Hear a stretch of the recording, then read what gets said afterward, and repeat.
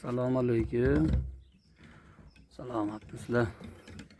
Italiya bedalarni ko'paytirish jarayoni osongina qo'lga olamiz.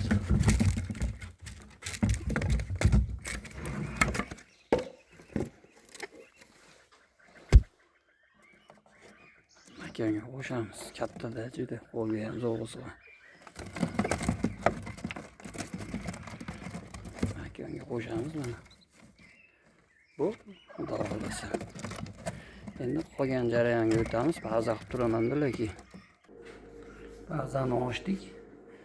Tuxum tug'adi, tuxumini olamiz, bunga qo'yamiz mana. Ochishiga 2 kun qolganda yana boshqa inkubatorga olamiz. Osonroqda endi u.